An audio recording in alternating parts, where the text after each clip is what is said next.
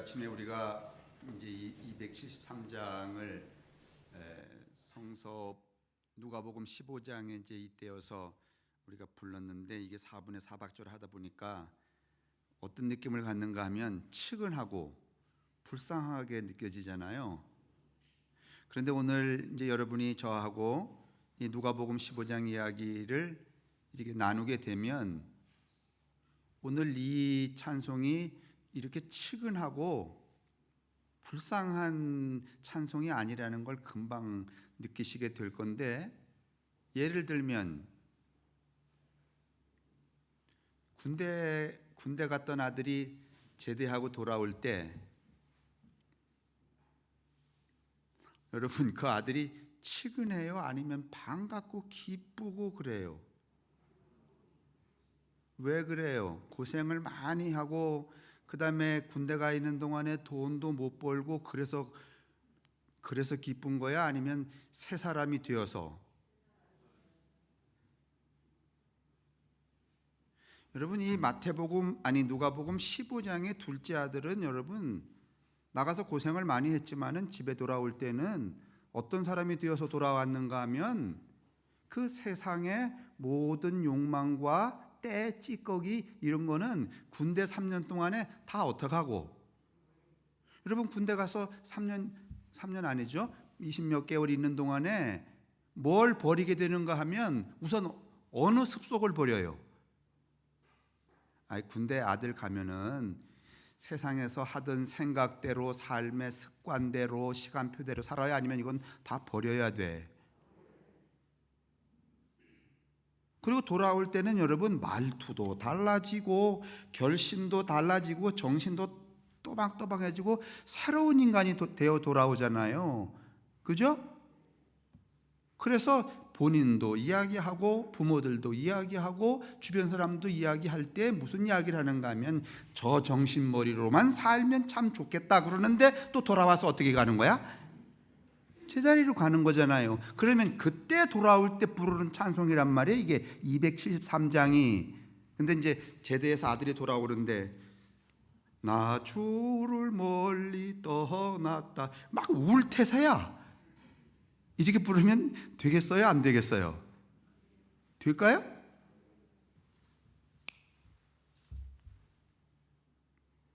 제가 오늘 여러분하고 나누려고 하는 누가복음 15장의 이 돌아온 탕자 이야기가 바로 그런 내용이라는 거죠. 그런 뜻이라는 거죠. 그런 의미로 우리에게 이 성서 안에 배치가 되어 있고 예수께서 말씀하신 것이지, 도덕적이고 윤리적이고 사회적인 그런 뜻이 아닙니다.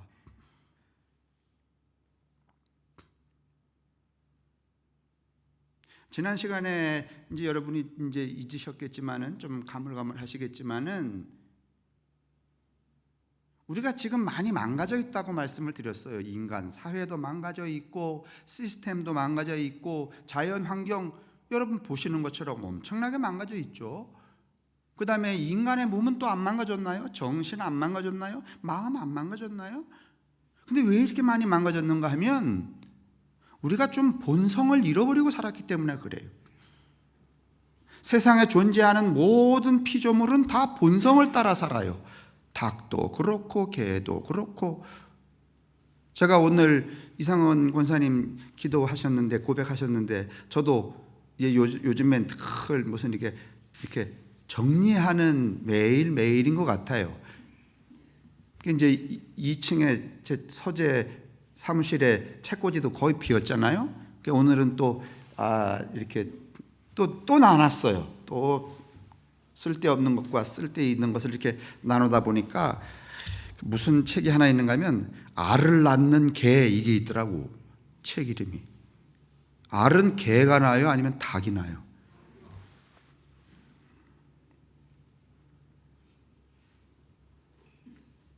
대부분의 모든 피조물은 이것도 본성에, 한 번도 얘들이 화장해 본 적도 없고, 이성을 이 증폭, 확대, 변형, 발전시켜 본 적이 없어요. 오늘날 이 식물들을 여러분 변형시키는 것은 식물 자신이 아니면 인간이에요. 유전자 변경이라는 게 그런 거잖아요. 요땀하는 걸 이땀하게 만들고. 제일 제가 이게 불편한 것은 저는 과일을 안 좋아하지만은 수박 자꾸 커지는 거. 그거 요즘 식구도 2식구밖에 없는데 그 수박 한 덩어리 사다 먹으려면은 몇 달 먹어야 돼. 그다음에 또 여러분이 명절에 배.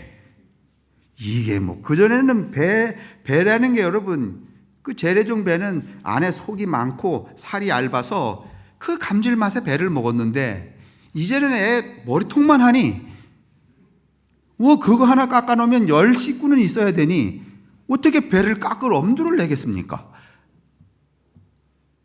이게 다 변형이란 말이죠. 그런데 얘들은 다 본래는 본성으로 살아요. 인간만이 본성을 바탕으로 해서 이성을 확장, 변형 시키고 살아가는 거예요.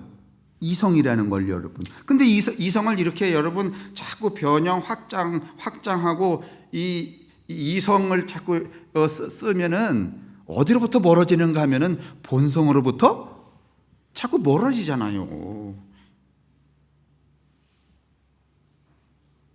그러면 우리는 본성을 가지고 태어났어요. 이 우주에 있는 이 피조물 중에 이성을 본성대로 살지 않는, 본성을 바탕으로 이성을 확장하며 살아가는 존재는 인간밖에 없어요. 개돼지도 그냥 본성으로 살아요. 아니 서기 2021년 되었다고 돼지가 말이죠, 나 온돌 깔아줘, 그래요?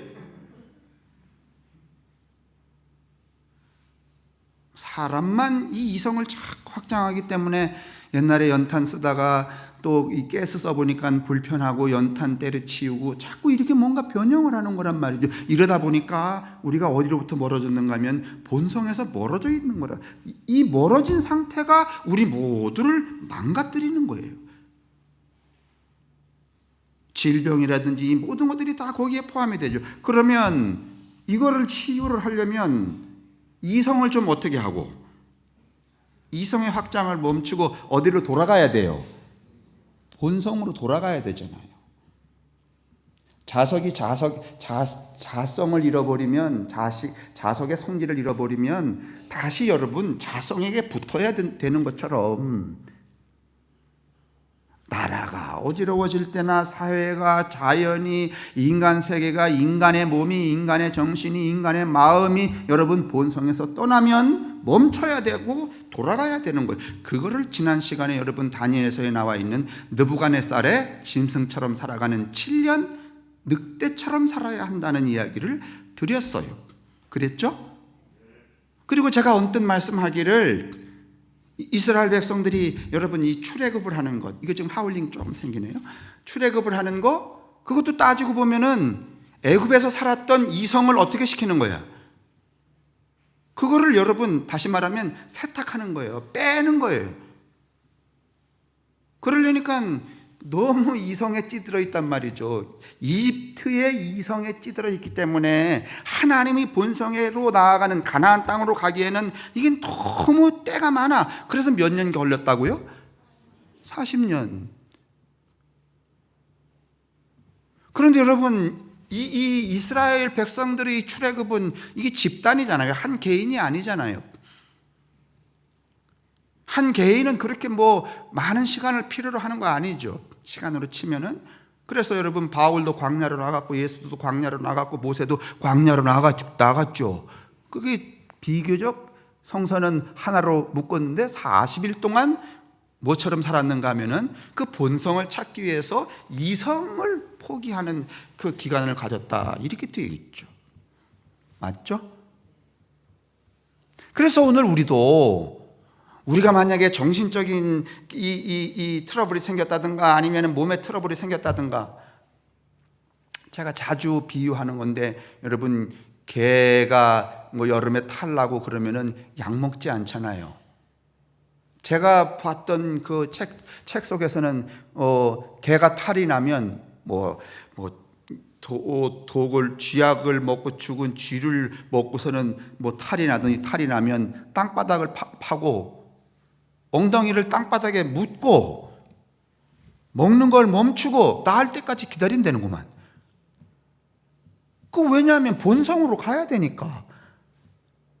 그래서 오늘 우리도 기독교도 이게 정상이 아니죠. 우리 사회도 정상이 아니죠. 환경 물론 정상이 아니죠. 인간 개개인 정상이 아니죠. 이렇게 우리의 이성을 증폭시키고 발전시키고 변형시켜 살다가는요, 우리가 다 하나님이 만들어 놓으신 창조 세계가 우리뿐만이 아니라 다 멸절을 하죠.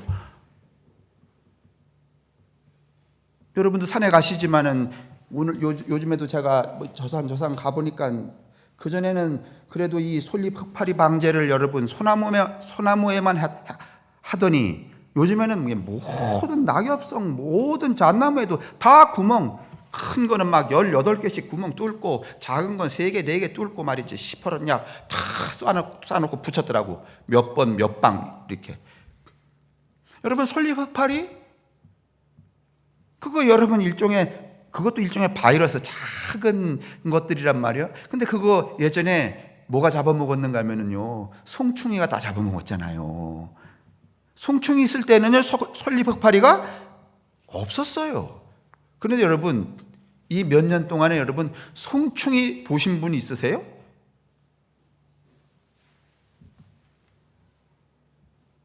송충이 보신 분? 아마 요새 송충이 정은자 권사님이 보셨다 그랬는데 송충이 비슷한 거지 송충이는 아닐지 몰라. 정은자 권사님의 이 곤충의 관찰을 제가 신뢰를 잘 못하겠어서 저는 근간에 송충이를 본 적이 없습니다. 그렇게 산에를 매일 가도. 이거 왜 그렇게 된 거예요? 우리가 이성을 너무 증폭시켜 살았기 때문에 그래요. 그래서 지금은 여러분 우리가 제자리로 돌아가려면 그래서 짐승처럼, 그래서 그 표상이 뭐였는가 하면 가장 인간과 이 가까운 그 집합을 이루고 살아가는 이 공동체 중에 그래도 그게 가장 유사한 동물이 늑대였기 때문에, 그래서 지난 시간에 늑대처럼 살아야 한다 그 말씀을 드렸고 오늘 돌아온 탕자 이야기 하려고 그래요. 근데 들어보세요. 이 얘기 들으면 여러분 273장 우리가 일단은 이 4분의 4박자를 좀 바꿔야 돼요. 누가 편곡할 수 있으면은 오늘 이 설교 들으시고 다음 주일에 이 4분의 4박자 좀 바꿔갖고서는 군대에서 제대하는 아들 돌아올 때 부르는 노래로 좀 바꿔주실래? 세상에 군대에서 제대하고 돌아오는 놈 앞에서 273장처럼 부르는 애미애비가 어디 있단 말이야. 새 사람 되어서 돌아오는데. 주보 보면서 이야기할게요. 돌아온 탕자로 부르는 누가복음의 둘째 아들 이야기는 단순히 사랑이 많은 아버지, 우리는 이렇게 그냥 교리적으로 해석을 했죠.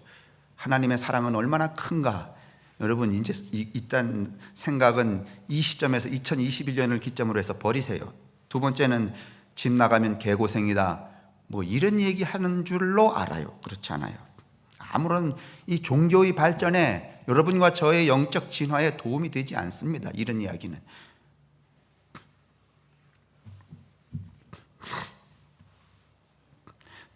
지금까지 제가 드렸던 이야기에 비추어 볼 때 이 돌아온 탕자는 첫째 아들이 붙들고 사는 인간 사회의 이성적 습관을 버리고 습성을 버리고 순수한 인간으로의 재생, 다시 말하면 군대 가서 세상물 싹 빼고 새로운 정신으로 돌아온 아들에 관한 이야기라고 봐도 무방하다. 그래서 요즘에도 여러분 운동선수들이 손흥민이가 여러분 훈련할 때 공익요원 했어요? 아니면 해병대 갔다 왔어요? 해병대 다녀왔단 말이죠. 왜 그런가 하면 세상 물 빼는 데는 어디가 제일이야? 이 교인들도 해병대를 다 보내야 돼.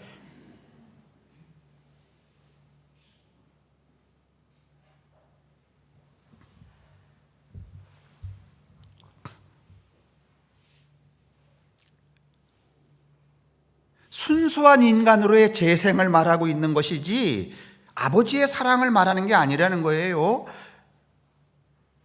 둘째 아들이 돌아왔을 때 어떻게 됐어요? 아버지는 예상치 않은 환대를 베풀죠. 그런데 형이 못마땅했죠. 성질을 부리며 자기의 소유가 줄어드는 것에 대해서 분노하죠. 형제인데도 불구하고. 그래서 이 맨 마지막 절 우리가 읽은 32절에 보면 야 임마 네 동생이 새 인간이 되어 돌아왔는데 즐거워하고 우리가 즐거워하고 기뻐하는 것이 마땅치 않느냐? 이렇게 말해요. 그런데 여러분 이게 새 인간이라고 하는 새 인간으로의 재생이라고 하는 관점으로 안 보고 그냥 우리가 갖는 기본적인 윤리적 관점으로 보면 여러분이나 나나 다 맏아들밖에 될 수가 없어요. 우리가 아무리 기도하고 말이지 뭐 목사느니 장로느니 뭐 옌병을 떨어도 아버지 재산이 이렇게 나눠갖고선 가갖고선 다 탕진하고 돌아온 놈한테 아버지가 또 잔치를 베풀고 말이지 금가락지를 끼운다는 것은 아버지를 대행할 수 있다는 권한을 주는 거예요. 그러면 여러분이나 난들 승질 안 낼까? 아니 낼 거야 안 낼 거야? 이런 이성적인 소유와 욕망의 관점으로 보면은요, 이 땅에 목사 아니라 목사 헤레비라도 이 지경 되면은요, 승질 안 낼 놈 하나도 없어요. 근데 어디다 대고 이걸 비난을 하고 있는 거야.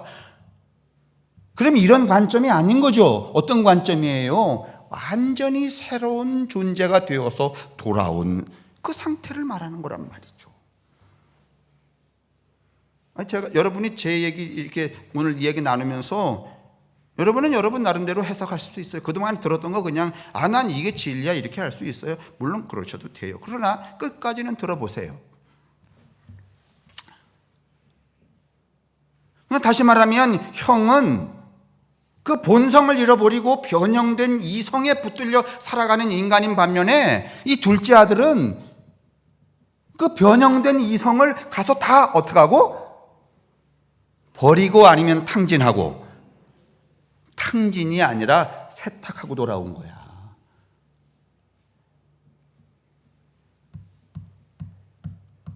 여러분, 탕진과 세탁의 차이가 뭐 있어요?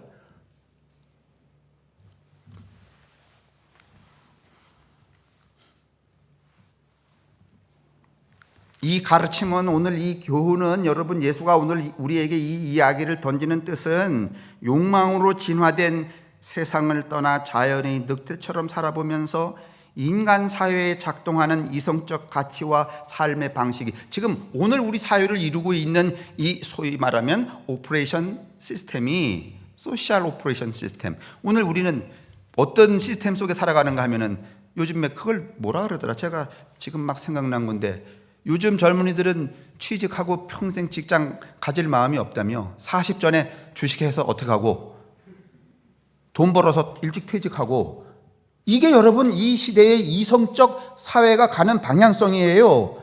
근데 이게 정상이야 비정상이야? 아니 정상이에요 비정상이에요?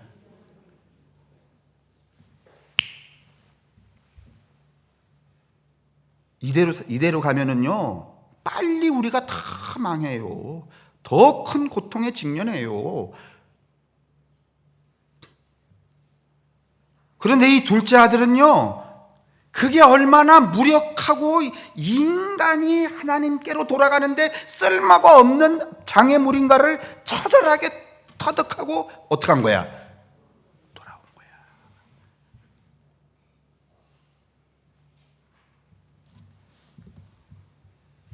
얼마나 무효한지를 깨닫고 새 사람이 된 한 사람하고 자신 안에 있는 늑대와 같은 순수의 야성을 감추고 비열과 숨겨진 욕심에 매인 한 사람, 형, 큰아들을 보여주므로 너희도 창조 본래의 인간으로 재생되기 위해서는 내 안에 있는 순수 야성, 늑대, 본성을 경험해야 된다는 이야기를 하고 싶은 것이 아닐까.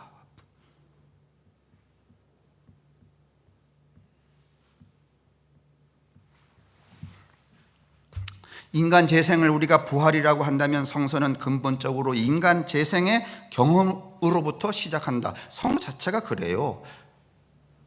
애굽을 탈출하고 광야에 생활한 이스라엘 백성들의 40년, 이것도 새로운 인간으로서의 재생이죠. 맞죠? 애굽 사람이 아니라 어떤 사람으로? 하나님의 사람으로. 그게 40년이에요. 근데 그 40년 삶이 맏아들의 삶이었을까요? 아니면 둘째 아들의 삶이었을까? 이스라엘 백성들이 여러분 광야를 가는 동안에 막 뭐 햇살 말이죠, 밤에 추위, 배고픔 겪잖아요. 이때 이 사람들이 무슨 얘기해요? 아이샹, 우리가 말이지 거기 애굽에 노예로 있었더라면 그래도 뭐는 그래도 먹었을 텐데, 순댓국은 먹었을 텐데, 그러잖아요. 이딴 놈의 생각을 어떻게 해야 되는가 하면은 탕진해 버려야 되는 거야, 광야에서. 근데 우리는 탕진할 의사가 별로 없어요. 오늘 이상한 원사님이 뭐 책을 다 버렸다는데, 그거 여러분 버린다는, 끌어 모아야 부자가 된다는 전제로 보면 내 버리는 것은 이상한 원사님이 탕진한 거야, 안 한 거야? 50평 버리고 20평으로 들어오면 인생 탕진한 거야, 안 한 거야? 이상한 원사님 탕진했어. 근데 여러분 탕진이 무슨 그 무익만 생겼어요? 아니면 탕진하면서 보니까 이상한 원사님이 정확히 표현 안 했지만, 인생이라는 게 결국은 덜어내다가 그냥 펄고성으로 가는구나, 그거 깨닫게 되는 거야. 그럼 탕진은 잃어버리는 거야, 아니면 그 본질을 얻는 거야? 그럼 둘째 아들은 뭐야? 나쁜 놈이야? 훌륭한 놈이야? 첫째 아들은 따라하세요. 나 같은 놈. 안 따라 하실래요? 나만 나 같은 놈, 그리고 여러분이 웃으면 나만 그 놈이 되잖아. 그러니 기독교인은 다 누구 같은 놈이어야 되는 거예요? 둘째 같은 놈이 돼야 된다는 거죠. 그래야 진짜로 하나님의 자녀라는 거죠. 자, 이제 들어보세요. 더 놀라워요.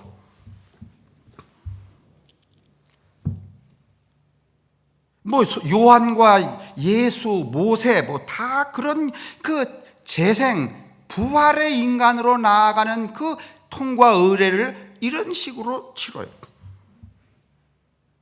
그럼 기독교인은 뭐예요? 필그림이라고 그러잖아요.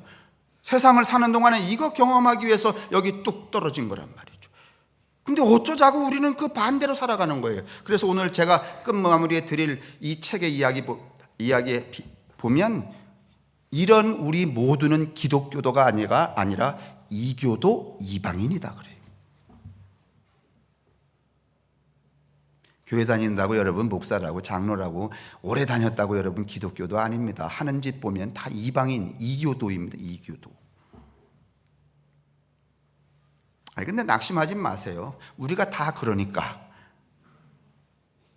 안 그런 사람이 있어야죠. 둘째 아들처럼 세상이 말하는 모든 유익을 탕진하며 광야를 통과하고 얻는 새로운 인생, 그게 오늘 누가복음 15장의 이야기다, 그런 말이죠. 그렇게 해야지만 어디 당도하는가 하면 아버지의 집에, 아버지의 아들로 가나안 땅에 가게 되니까. 근데 지금 우리처럼 이렇게 이성을 증폭시키며 발전시키며 변형시키며 이렇게 살면, 큰아들처럼 살면 아버지 집에 있어도 아버지 집에 있는 거야? 아버지 자식이라도 자식인 거야? 아니면 후레야?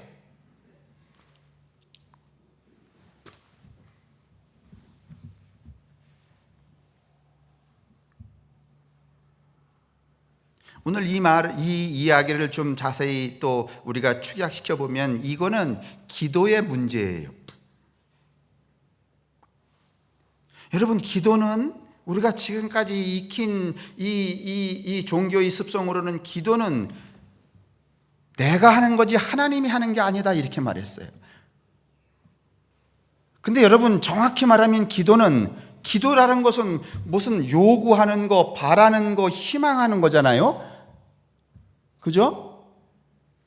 그러면 내가 하나님께 희망하는 게 바람직할까요? 아니면은 하나님이 나한테 바라는 게, 다시 말하면 정상일까? 그러니까 내가 하나님께 바라는 것은, 이거는 여러분 진리와 생명이 되질 않아. 누구한테만 유익해? 하나님이 나한테 바라는 거, 야, 이 인간아, 네 마음에 있는 그 또아리 좀 깨버리고 옆에 놈하고 좀 가까이 지내라 말이지. 용서도 하고 사랑도 하고 나눠 먹기도 해라. 내가 바라는 게 기도의 표본이 될 수 있을까? 저 양반이 나한테 바라는, 비는, 기도하는 게 표본이 될 수 있을까? 지금까지 기도는 누가 했는가 하면 우리 사람이 했잖아요, 하나님께. 근데 성서를 봐도 사람이 하나님께 기도한 것보다는 이 유대인의 기도예요. 근데 예수가 가르치기를 하늘이 너를 위해 기도. 예를 들면 내가 문 밖에 서서 네 문을 두드리노니, 그 기도 아니요? 그러면 나는 뭐만 하면 되는 거야? 소리를 듣고 문을, 그러면 내 기도에 저 양반이 응답하는 게 좋겠어? 아니면 저 양반의 기도에 내가 응답하는 게 세상이 좀 낫겠어? 정해봐요. 내 기도에 저 양반이 응답하면 세상이 좋아질까? 아니면 저 양반의 기도에 내가 응답하면 세상이 좋아질까? 내 기도에 하나님이 응답하라니까 이 모양 이 꼴이 되잖아요. 하나님이 나를 위해 비는 것에 귀를 열어서 그 비는 것에 내가 응답하고 살았으면,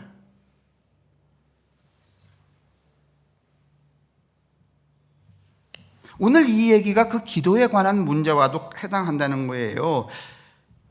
우리는 보통 상식으로 기도라 내가 하나님께 무엇을 요청하거나 요구하는 종교적 행위, 또는 간단히 말해 내가 하나님께 비는 행위, 이렇게 믿고 살아왔습니다. 이게 믿음이라고 그랬어요. 그래서 기도 많이 하는 걸 좋아했어요.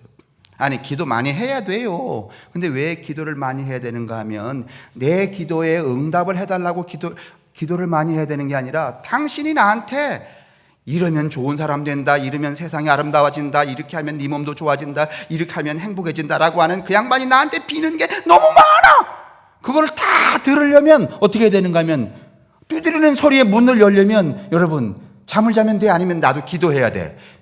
뭐 하기 위해 기도해야 되는가 하면 그 양반이 비는 기도에 내가 응답, 리스판스에서 나아가기 위해서 기도를 많이 해야 되는 거예요. 아멘? 아멘? 아닌 것 같아요?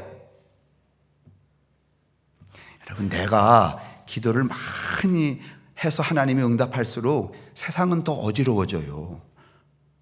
그런데 저 양반이 우리에게 하는 기도에 우리가 다 응답하면 세상은 모든 게 질서 있어져. 이해되십니까? 되세요? 오늘 이 이야기가 그 얘기래요. 그러면 목사님 무슨 근거로 그딴 말씀을 하느냐? 자, 둘째 아들이 집 나갈 때 아버지께 기도했어, 안 했어? 했어요? 내 거 어떡하라? 달라.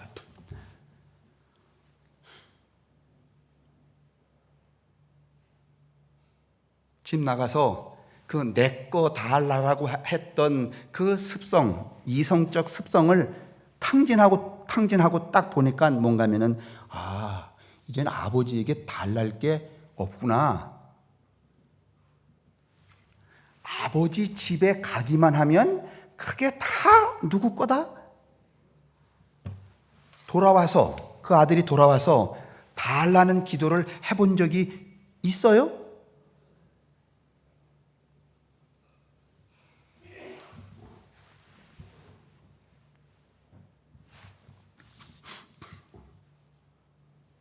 둘째 아들, 그가 아버지 집을 떠나서 광야로 나가 온갖 재물을 탕진하고 돼지처럼 먹을 것을 찾아다니기 이전에 그는 아버지에게 무엇을 어떻게 해달라고 비는 존재였어요.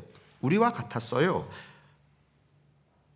그러니까 간단하게 말하면 내가 아버지께 기도하는 존재였다는 말이죠. 12절에 보면은, 여러분도 이제 12절에 보시면 아지만, 아버지 내게 돌아올 몫을 내게 주세요. 이게 아주 대표적인 언어예요.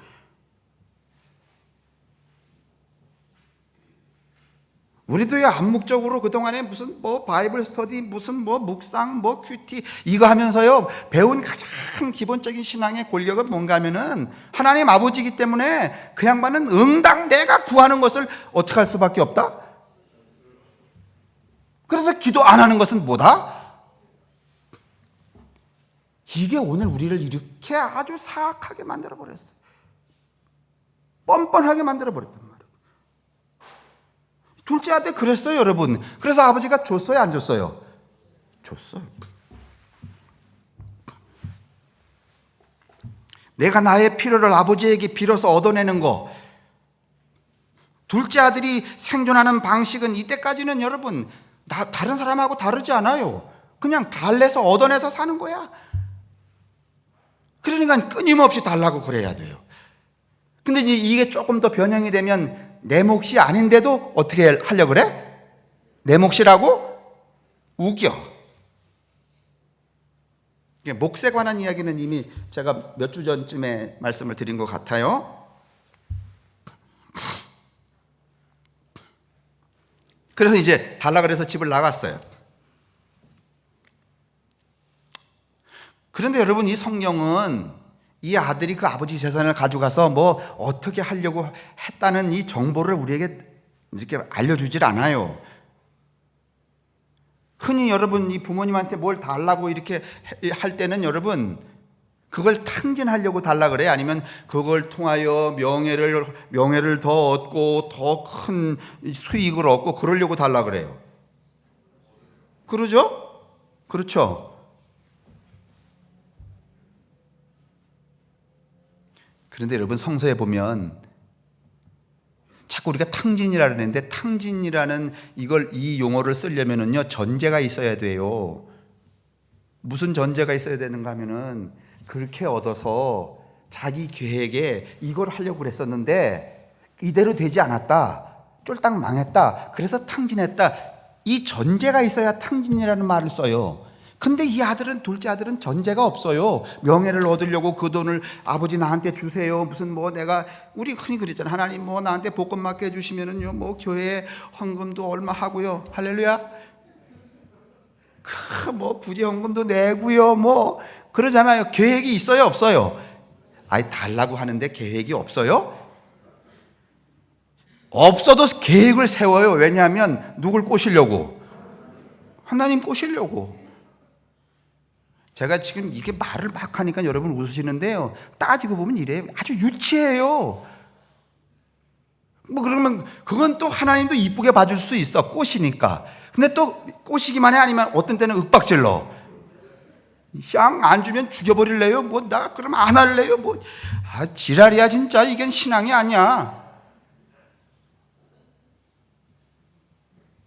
근데 이 아들은 그런 조건이 없어요. 그냥 달래. 그럼 무슨 계획이 있다 성경에?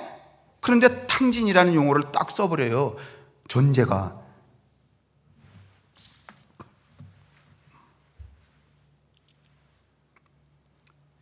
이 아버지한테 달라 그래서 이 집을 나간 이 둘째 아들을 보면은요, 애초에 이 둘째 아들은 더 많은 돈을 벌겠다든가, 그걸 시드머니를 해서, 미천으로 해서, 아니면 이걸 통하여서 아주 하나님, 제가 저한테 말이죠 무슨 뭐 도지사 자리 주시면은 말이죠 하나님 영광을 받으시지 않겠습니까?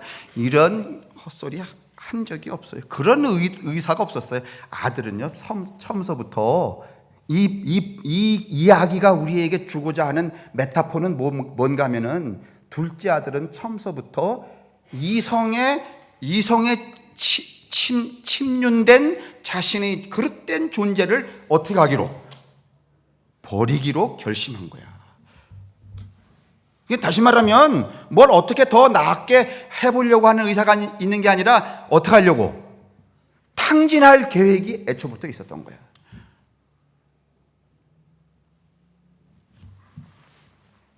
아니, 군대 가는 아들이, 자꾸 군대 얘기하는데 가장 적절한 비유 같아 그래요. 군대 가는 아들이 세상의 물을 그동안 했던 짓 말이죠. 뭐 군대 가기 전에 무슨 우리 아들들이 다 훌륭한 것만은 아니잖아. 그죠? 그죠? 그러면 그 군대 보내면서 엄마 아버지 마음이 어떤 생각인가 하면, 이 새끼 군대 가고 아주 이런 더러운 때는 어떻게 할? 다 탕진 아니면 빼고가 탕진이야.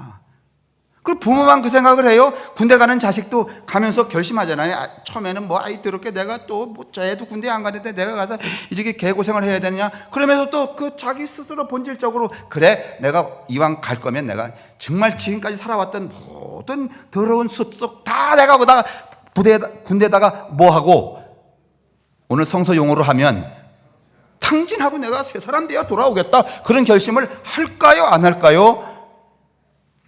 둘째 아들이 그렇다는 거야.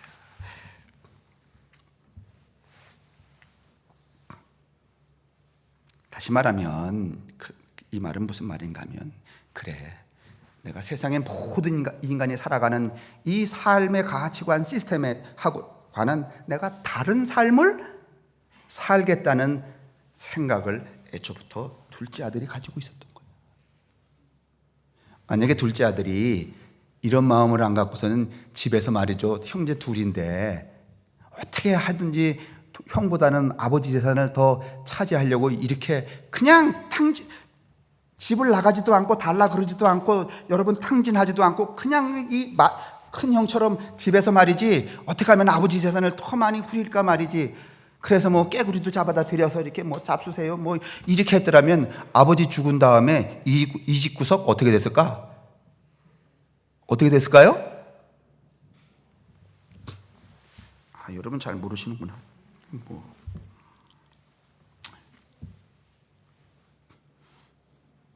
그렇게 사람이 아닌 짐승으로 산 게 몇 년인지 모릅니다. 여러분 돼지 우리 들어가서 돼지가 먹는 것을 먹었다는 것은 뭐처럼 살았다는 거예요?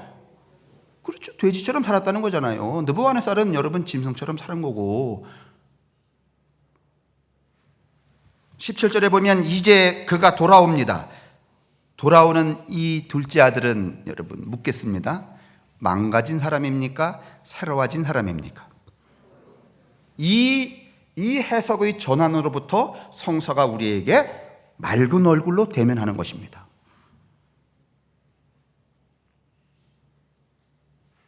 근데 우리는 자꾸 돌아온 탕자라고 새로운 인간이 되어서 온다는 생각을 안 해요. 그래서 자꾸 273장을 부르는 거야. 그럼 273장 이렇게 불러서 그 아버지 밑에 또 오면은 이 인간이 단순히 그런 턴이라면, 전환이라면 새로운 인간이 될까요? 아니면은 형하고 대판 싸울까?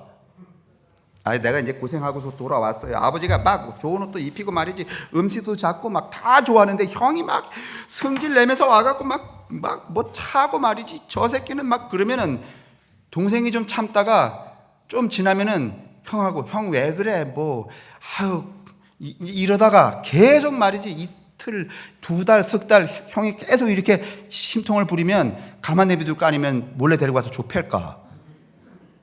그럼 무슨 새로운 인간이 돼요?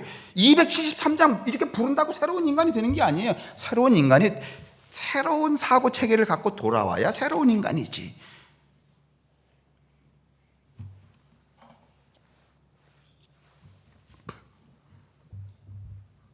어느 입장에서 보느냐에 따라서 완전히 달라진 존재가 됩니다. 근데 오늘 이 이야기는 우리 입장으로 보지 말고 하나님의 입장으로 봐야 돼요. 하나님 입장에서는, 아버지 입장에서는 마지가 이뻐, 새 인간이 되어서 돌아온 놈이 이뻐.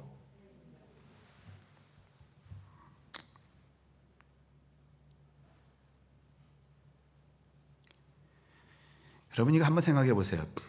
이게 지난 시간에도 프로이드의 이 동성애적 이 심리에 대해서 이야기했지만 아버지는요 본질적으로 오늘 성서에 나오는 이 아버지 같지 않습니다. 이 아버지 여기 이 모양대로 나오려면 어머니래야 돼요. 아들 집 나가면은요 맨날 말이지 뭐 집에 밥상 차려놓고서는 문 밖에 나가서 밤이 늦도록 기다리는 건 아버지겠어, 엄마겠어? 물론 아버지도 자식이 그립겠지만은요 그렇게 안 해요. 그 엄마가 나가서 말이지 눈물을 짜며 기다리는 사이에 아버지는 여기서 술 먹고 그 자식 걔 자식 내 새끼 아니야 뭐 이랬을 거야. 그러죠? 그래서 저 멀리 또 아들이 돌아와. 아주 이 꼴통 같은 속썩이는 아들이 말이야. 그것도 출세를 해서 금의환양으로 아니면 아주 개거지가 돼갖고. 그럼 아버지가 그거 멀리서 볼 때 여러분 아버지들만 대답해 보세요. 돌아오는 게 너무 깊어서 아무 생각도 안 난다. 쫓아가서 거의 죽도록 팬다. 아니 이 프로이드가 말하는 동성애적 속성으로는 아버지는요 이렇게 가갖고 말이지 한다름에 가갖고 이럴 수 없어요. 여기 누가 그런 아버지가 있어요? 제가 목사라도 그거 안 해요. 옛날 얘기. 제가 예전에는 왜 그렇게 이제 엄격하려고 했는지 모르겠어요. 옛날 얘기니까 우리 애들이 용서할 줄 알고선 하는 건데 전에 이제 이 아시아 코치 봉구차 있었잖아요. 그게 이제 네모난 차인데 이게 운전석과 뒤에 이렇게 가로막대가 이렇게 하나 있어요. 다 이렇게 앉아야 되는데 이제 애들을 이렇게 태우고 오니까 저 교대 부속국민 앞에를 지나오는데 이게 둘이서 이렇게 서서 갖고 말이죠. 자꾸 뭐라는가 하면 언니 비켜. 그러니까 이게 운전수와 이 사이에 있는 이 전경을 보려고. 근데 제가 얼마나 그게 귀에 거슬리는지 둘이 싸우는 게 이게 애비의 마음이야. 그래서 그게 제 심장이 삐뚤어져서 차를 딱 세웠어요. 내려. 그리고선 저는 집으로 들어와 버렸어요. 학국리까지. 지금도 여러분 교대 앞에까지 걸어 나가면은요, 거기가 몇 보가 되는가 하면은 7,400보쯤 돼요. 제 걸음으로. 춘천에 이제는요, 제가 걸음으로 다 말할 수 있어요. 그래서 이제 제가 왔는데, 이제 제가 들어와 갖고서는 아주 감정이 묘한 거야. 그래서 서재에 저기 앉았는데, 언제 오나? 처음에는 이제 이게 문을 열어놓고, 그래도 애비라고, 그렇게 말이지 늑대 같은 짓을 해놓고도, 그래서 이제 문을 열었는데 안 와. 그래서 요만큼 느티나무 밑에까지 또 나왔다가, 여기 이제 내려가는 계단 있잖아요. 계단 그 전에 이렇게 다녔거든. 저기서 내려갔고. 얼마나 오래됐는데, 둘이서 말이지 저기서 오는 거예요. 마음 한편으로는 딱 반가웠는데 갑자기 분노가 확 생겼어요. 왠지 아세요? 요것들이 요만한 거 하고 요만한 게 손을 잡고 아까 혼난 건 다 잃어버리고 깔깔대며 행복하게 오는 거야. 그때 제가 제 마음속에 야 다행이다 그랬을까? 아니면 이게 뭐야? 이렇게 또 확 승질을 냈을까? 요게 앱이라고. 이럴 수? 자, 그렇게 한 것만이 아니에요. 그렇게 하고선 돌아와갖고 말이지 좋은 의복을 입히고 다시 내 아들로 받겠다는 뜻이란 말이에요. 그 다음에 인장을, 반지를 끼워주고, 여러분, 이전 생각 안 해봤어요? 그 개고생하다 돌아온 놈한테 반지는 무슨 의미인가? 그건 뭔가 하면은 그 권위, 아들로서의 권위, 그 권위를 회복시켜준다는 의미예요. 그 다음에 살찐 소를 또 잡아야 안 잡아요? 그런데 여러분 반지 끼워주고 새 옷 입혀주고 여러분 좋은 음식 먹여준 거 이 둘째 아들이 해달라 그런 거야? 아니면 아버지가 해준 거야? 기도 어떻게 하셔야 되겠어? 반지 끼워달라 그래야 되겠어? 좋은 옷 입혀달라 그래야 되겠어? 아니면 그냥 아버지한테로 가면 돼? 왜 아버지한테로 가면 돼요? 언제나 문 열어놓고 내가 돌아오길 어떻게 하실까? 그럼 됐지. 가지도 않으면서 기도만 중불나게 하고.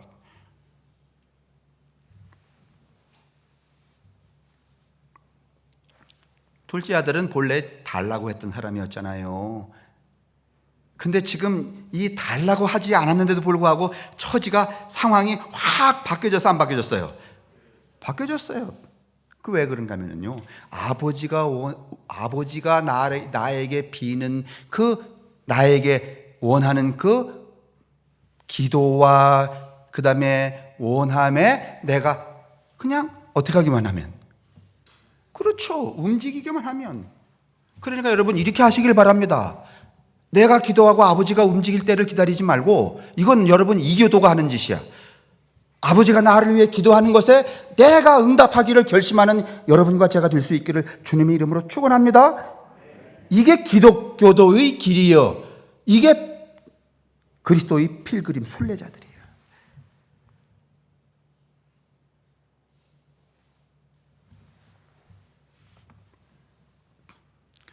19절에 딱 이렇게 말해요. 그걸 아주 표상적으로 이렇게 말해요. 19절에 아버지 이렇게 말해. 아버지, 이제 저는 아버지에게 아무것도 빌 게 없습니다. 바랄 게 없습니다. 19절 보실래요? 제가 다른 말 하나. 지금부터는 아버지의 아들이라 일컬음을 감당하지 못하겠나이다. 나를 품꾼의 하나로 보셔서. 이제는 아버지한테 달라 말라. 이때는 여러분 품꾼이기 때문에 달라 그랬어요? 아니면 아들이기 때문에? 그래요. 품꾼으로 여겨달라는 말은 이제부터 아버지한테 아무것도 기도하거나 빌지 않겠다는 거예요. 달라고.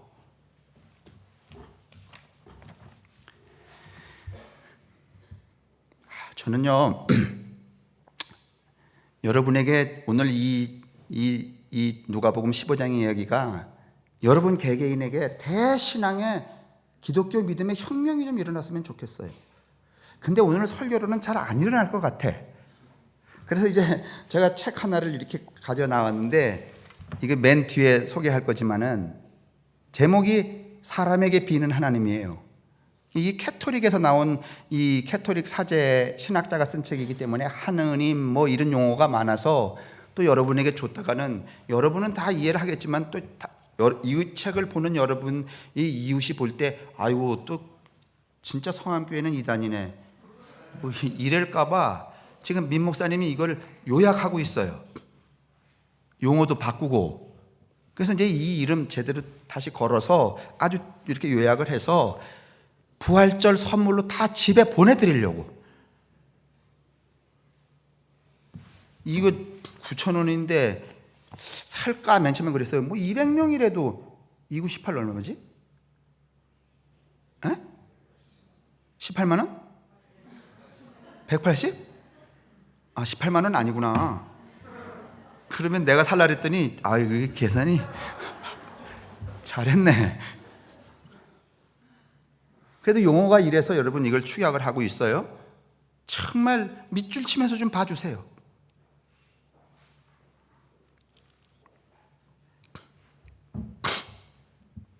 결국은 오늘 이 누가복음 15장은 진정한 기독교인은 무엇인가 하면 마다들과 같은 이성적인 욕망의 증대와 변형과 변화를 추구하는 삶을 살면 이렇게 다 망가지니 당신 속에 있는 이 모든 이 문명의 이성이 작동하는 그 모든 것들을 다 멈추고 본성으로 돌아가라는 거예요. 그게 아버지 밑에 있는 거예요. 오늘 둘째 아들이 말해요. 아버지 집에 있는 것만으로 모자람이 없다는 거예요. 그런데 이제 이렇게 말해요. 이제 이렇게 이야기했어요. 나는 이제 더 이상 아버지한테 기도하지 않는다. 나는 아버지가 나한테 기도하는 것에 대해서 내가 리스판스, 응답하면 내가 살겠다. 그런데 이 맏아들은요, 아버지한테 아직도 원하는 게 많아. 아니 뭐 내가 아버지 새벽에 일어나서 걸음더미 지고 말이지 뭐 이렇게 할 때는 말이지 무슨 저 닭새끼 한 마리 안 잡아 주더니 저 새끼가 돌아오니까 이렇게 하실 수가 있겠습니까? 그것도 기도야 아니야? 예? 기도야 기도. 그때 그렇게 기도할 때에 여러분들 잘 이제부터는 하나님이 기도하는데 귀담아 들으시면 이런 말씀 하실지 몰라요. 우리가 뭐 막 기도하잖아요. 하나님 뭐 이것도 해주세요. 뭐 출세하게 해주세요. 뭐 돈 벌게 해주세요. 그럼 이러실지 몰라. 야, 내게 다 네 건데 뭘 그런 걸 바라냐? 이거예요. 큰아들은 아직도 아버지께 내 거라는 것을 깨닫지 못했어. 내게 있어야만 되는 존재였어요. 우리도 지금 그렇죠? 그런 둘째 아들은요 이걸 깨달았어요. 아버지께 내 거라는 거예요. 이게 기독교인이라는 거예요. 아버지께 내 거라는 것을 깨달으면 바울처럼 모든 것을 세상의 찌꺼기처럼 버릴 수 있어요. 아버지께 내 거라는 것을 알면 내 소유는 물론이려니와 내 목숨도 누구 거라는 거. 그래서 있고 없고 죽고 사는 것에 대해서 여러분 두려움을 갖지 않아요. 이런 사람은 영생할 수 있어요.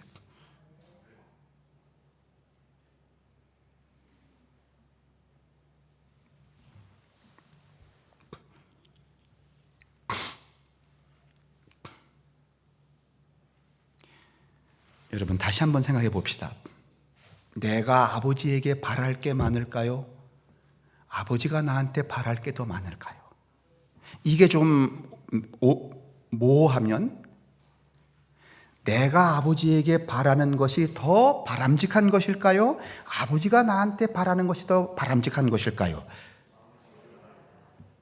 그러면 내가 비는 것에 아버지가 응답해야 될까요? 아니면 아버지 하나님이 비는 것에 내가 응답하며 사는 게 맞을까요? 둘째 아들이에요, 이게. 이거 알았어요.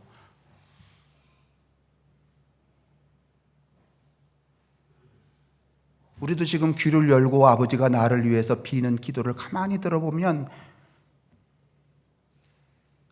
근데 우리는 이제 어떻게 살아가는가 하면 나는 아무것도 결정하고 판단하고 실행하고 하지 않아. 그냥 나는 가만 내비두고 다 당신이 알아서 다 그 양반이 다 해주시길 바라요. 이런 거, 이거 이교도라는 거예요.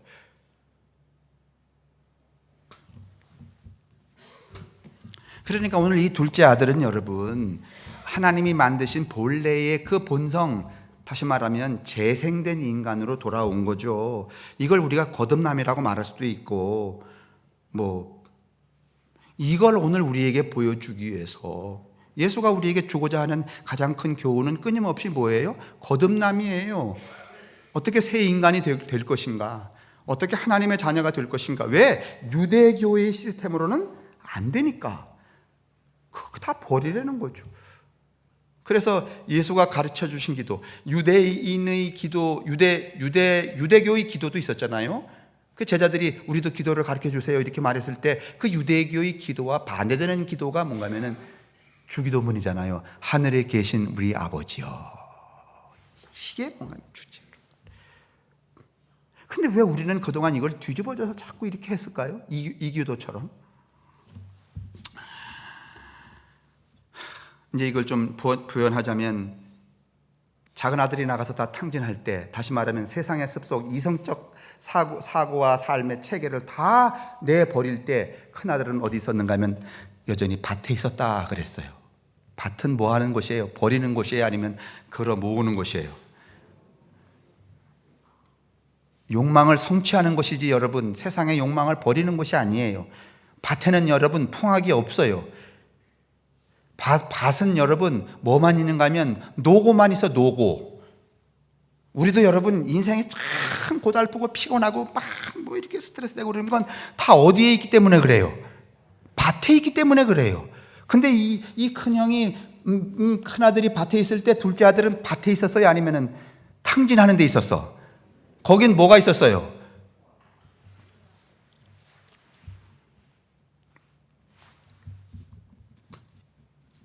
(26절에) 보니까 그 밭에 있던 그 큰아들은 뭔가 하면은 탕진하고 돌아온 동생에게 큰 분노를 했다, 이렇게 되어 있죠.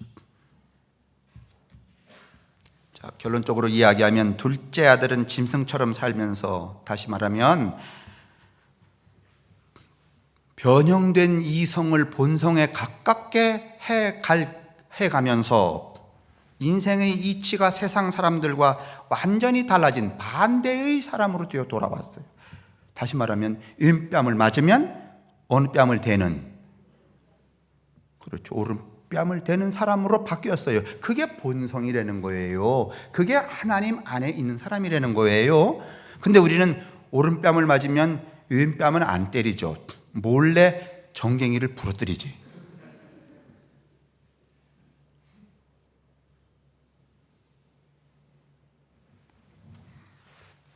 더는 아버지에게 뭘 달라는 기도를 포기한 것이죠. 그게 인생이 살아가는 그 이치가 아니라는 것을 알았어요. 아버지에게 뭘 해달라는 기도하는 아들이 아니라 아들을 위해 기도하는 아버지로 바꿔버리는 거예요. 여러분, 내 기도에 응답해 달라는 하나님으로 만들지 않고 하나님이 기도에 응답하는 아들이 되면은 하나님을 영광스럽게 하는 일이 진짜 뭘까요?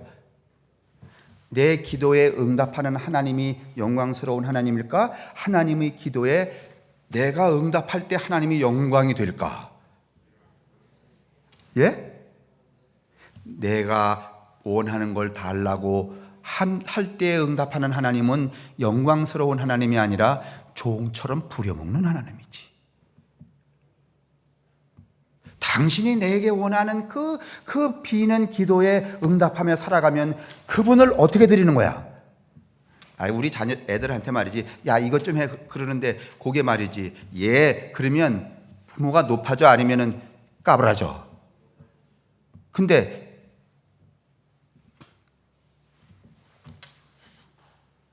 다시 말하면 아버지를 아버지의 자리에 놓고 아들을 아들 자리에 놓는 거예요. 근데 지금 우리는 아버지를 누구 자리에 놓고? 내 자리에 놓고 내가 그 꼭대기로 올라. 오늘 돌아온 탕자라고 흔히 해석된 이 누가복음 15장을 우리는 오늘 새로운 해석으로 2021년 3월 21일에 하고 있어요. 이 시대에 맞추어서. 이거를 간단하게 정리하면 내가 하나님께 비는 게 아니라 하나님이 나를 위해 비신다. 따라 하실래요? 하나님이 나를 위해 비는 게 아니라, 내가 하나님을 위해 비는 게 아니라 하나님이 나에게 빌고 계신다. 그 하나님이 원하는 빌고 계신 그것에 응답하는 것을 믿음이라고 한다. 아멘? 그 믿음은 영원히 배고프지 않다.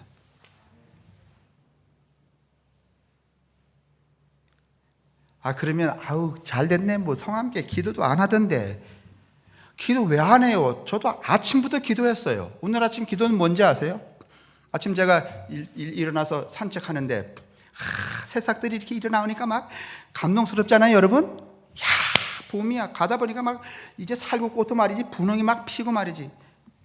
이제 제가 그거를 보는 순간에 오늘 아침에 무슨 생각이 들었는가 하면, 아이고, 요 배신자 같은 마음 이거 조심해야 되는데, 봄에는 새싹을 보면서 말이지 뭐 발광을 떨면서 뭐 할렐루야 뭐 하나님의 영광이, 그러다가 이제 한 3개월 지나서 말이지 풀숲이 우거지고 모기 나오고 그러면 아이고 이 빌어먹을 거, 요 놈의 감정과 표현이 다 어디서 나오는 거야?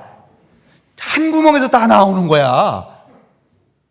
근데 내가 그 생각을 하니까 야, 이걸 어떻게 하지? 근데 어떻게 할 수 있어요, 없어요? 없어. 그래서 제가 결심을 했어. 그렇게 말이지 지금 말이지 뭐 돌아다니면서 여러분 보면 뭐 요새 좀 산에라도 가는 사람이면 막 사진 찍어 보내지 않겠어요? 이거 보세요, 이거 보세요, 이거 보세요. 근데 여름 지나면 저 빌어먹을 거 보세요 이러거든 이제. 근데 그게 다 한 마음 한 입으로 나오는 거야.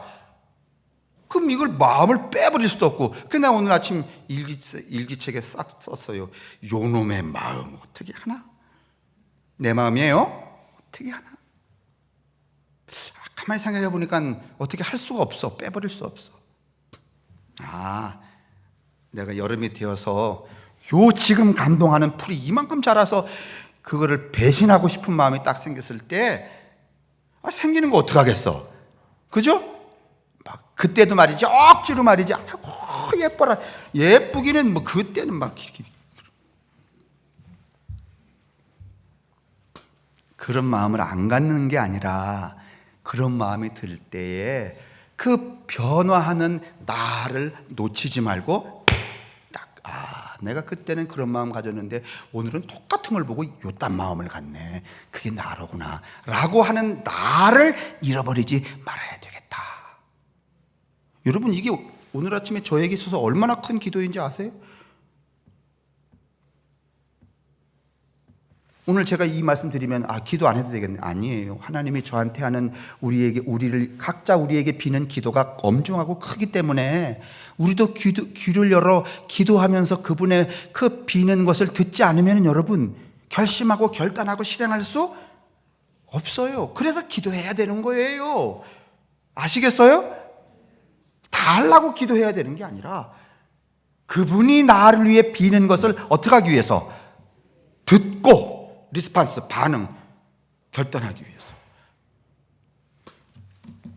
이 책 제가 뭐 길게 소개할 수 없어요. 루이 에블리라고 하는 이 벨기에의 성직자가 신학 사제가 쓴 건데 여러분에게 이제 요약해서 잘 해서 나누어 드릴 텐데 간단하게 그저 제가 앞머리에 몇 개만 드릴 거예요. 제가 이거 본래 여분으로 책 2권 샀는데 늘 오늘 마음은 이랬어요. 내가 설교하기 전에 이 책을 소개할 텐데 오늘 이 누가복음 15장의 이 설교를 듣고 감동하는 분에게 이 책을 드리겠다. 그렇게 결심을 하고서는 딱 제가 서재로 왔는데 제 방에 권병균 장로님이 제일 먼저 들어왔어. 그럼 난 또 빨리 저분의 음성을 들어야 돼. 뭐 무슨 기도를 저한테 하시는가 하면 제가 기다 이렇게 하시는 거야. 참이에요 여러분. 그러니까 여러분 이렇게 좀 일찍 와갖고 할 일이 없어도 제 방에도 좀 오고 이러시라고. 뭐 드릴 게 없으면 내 신발이라도 벗어 드릴게.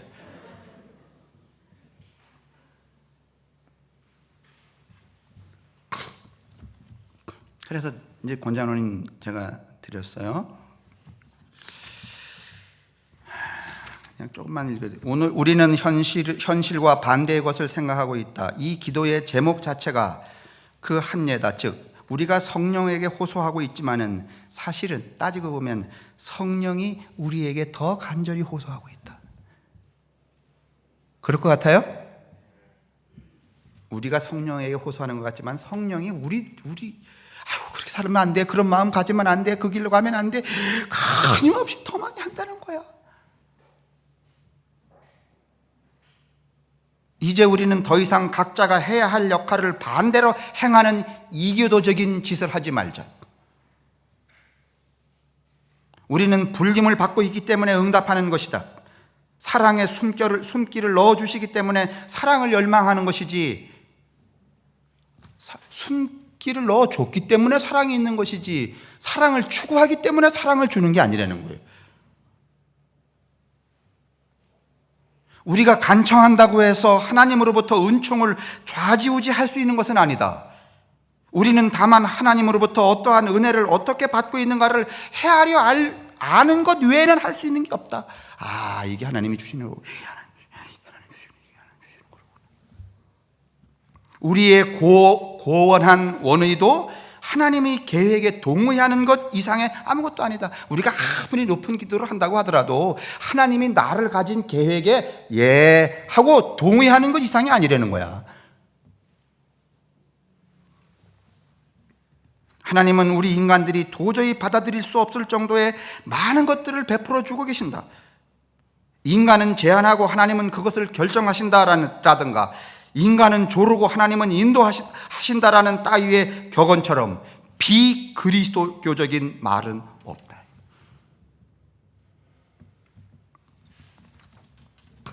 그 다음에 이제 또 하나 하고서 마칠게요. 우리는 하나님을 찾을래야 찾을 수 있어요? 하나님이 보이지도 않고 그렇잖아요. 하나님을 찾을 수 없죠? 찾을 수 없는 사람들이 찾을 수 없는 대상에게 하는 기도하고, 하나님은 우리를 못 찾는 경우는 우리는 하나님을 못 찾지만 하나님은 우리를 어떻게 해요? 모두 찾아. 그러면 못 찾는 놈이 하는 기도하고 잘 찾는 분이 하는 기도하고 어느 쪽 기도가 더 좋겠어요? 그래서 제가 이걸 보면서 딱 하나 느꼈어요. 예전에 제가 비행기 처음 탔는데 비행기가 높이 떴는데 이제 막 17,000m, 20,000m까지 올라가면은 구름이 밑에 깔리잖아요. 제가 무슨 결심했는가 하면, 야, 저 밑에서 누군가 기도하고 있을 텐데 여기까지는 어떠한 경우도 못 올라온다. 그 기도란 게 뭐냐? 제가 그때 그랬거든요. 한 30년 전에 비행기 탈 때. 여러분 비행기 타면 그런 생각 안 드세요? 기도가 올라올 거 아니에요. 아, 난 목살에서 그런지 그런 게 궁금해. 내가 한 기도는 어디까지 올라오다 떨어졌을까? 안자노님이 한 기도는 어디까지 올라오다 떨어졌을까? 뭐, 거긴 영하의 날씨잖아요. 춥고 막 뜨겁고 말이지. 뭐, 구름도 뚫을 수 있을까? 그 결론이 뭔가 하면 누구의 기도도 여기까지는 못 올라온다. 그러면 기도란 뭐냐? 제가 그걸 몽실몽실 하고 있었는데 이쪽을 딱 보면 기도라는 게 내가 저우로 화살을 쏘는 게 아니라 못 찾을 리 없으신 그분께서 내게 원하는 것에 대하여 어떻게 하는 거? 응답하는 것. 그게 기도다. 그런데 그러면 저 양반이 나한테 비는 기도는 우리처럼 말이지 뭐 복권을 맞게 해주세요 뭐 이런 걸까? 아니면은 아주 내가 그냥 발만 하나 내디디면 행할 수 있는 아주 쉽고 간단한 걸까? 자, 이제 어떤 기독교인이 되실래요? 이교도 같은 기독교인 아니면 기독교인 같은 기독교인? 기도하겠습니다. 오늘 저희들을 여기 또 불러 모아 주셔서 누가복음 15장의 이야기를 나누게 하시니 감사합니다. 원하옵기는 이 말씀이 우리의 두꺼운 관성을 조금은 균열내게 도우시고 그 균열이 점점 큰 틈을 만들어 옹벽처럼 철옹성처럼 이제 우리를 둘러싸고 있는 이 세상의 습속이 파괴되는 놀라운 은총을 더하여 주옵소서. 그것이 담의 색이든지 아니면 그게 신의 산이든지 아니면 그게 광야든지 아니면 오늘 이 둘째 아들처럼 돼지우리든지 그 어떠한 정황에 저희들을 선물처럼 이제 놓여있게 하시고 마침내 맏아들이 아닌 둘째 아들의 그 큰 품으로 돌아오는 은총을 모든 성도들에게 허락해 주시기를 성부와 성자와 성령의 복내리심과 또 인도하심이 오늘 여기 모인 모든 영혼들 또 삶들 저들이 인연 맺고 살아가는 가족들 그리고 세상의 모든 간절히 축원합니다. 아멘.